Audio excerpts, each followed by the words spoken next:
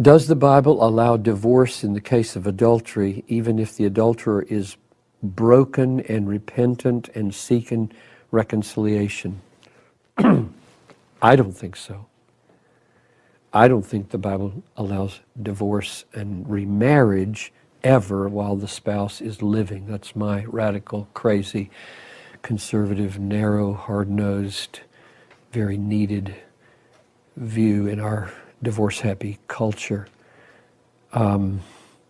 Does the Bible allow divorce in the case of adultery, even if the adulterer is broken? Now, I suppose behind this question is Matthew 5:32 and Matthew 19:9.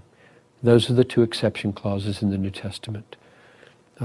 If a man divorces a woman except for, and the Greek word is porneia, if a man divorces a woman except for porneia and marries another, he makes her commit adultery. So the question, this person, I assume, is taking the except clause. It's sometimes translated except for unchastity, except for immorality. Porneia means most naturally fornication, which is why I have this bizarre interpretation that very few people follow, that it relates to fornication, that is, sex prior to marriage. In other words, Jesus is not saying when he forbids divorce and remarriage that a sexual sin before marriage should keep you from marrying. And he did that because Joseph and Mary were in that situation in Matthew, and that's where these exception clauses occur. At least Joseph thought she was in that situation. So he's going to put her away and not marry her because he was a just man and didn't want to marry. And Jesus is saying, I don't have that situation in mind when I forbid divorce. So I don't think there is an exception for adultery in the New Testament, which means that especially if the adulterer were repentant, which is what this question is saying, does the Bible allow divorce in the case of adultery even if the adulterer is broken and repentant? And I suppose my main argument here, just leave aside all the disagreement with what I just said, because most everybody disagrees with me on those. Go to Ephesians 5 and say, husbands, love your wives as Christ loved the church. Well, has the church ever committed adultery? Like daily? So how a Christian husband can say to a penitent adultery committing wife, a penitent, you did it, and that breaks it, and it's over, and so I'm going to officialize it at the court. I don't see how any Christian husband can talk that way, can feel that way toward a broken and repentant.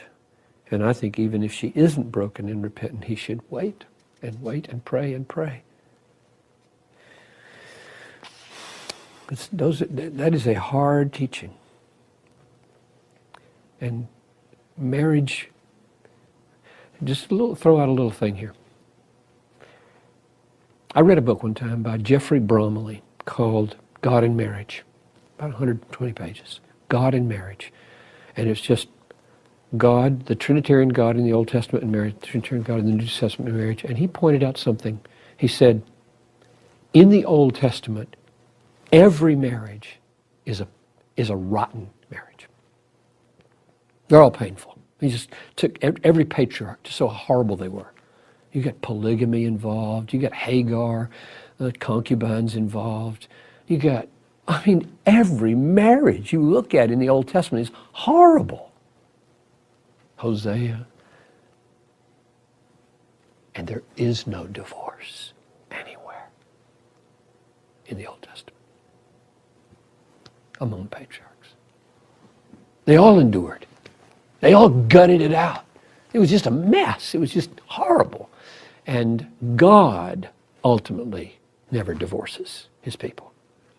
There are separations. She goes into exile in Babylon. And you get divorce-type language. I'll get to be careful in Jeremiah when it says he gave her a bill of divorcement. Not really. He sent her away, and then he went and said, my heart grows warm for you. I'm taking you back. And then Hosea illustrates that by go marry a prostitute. It was really quite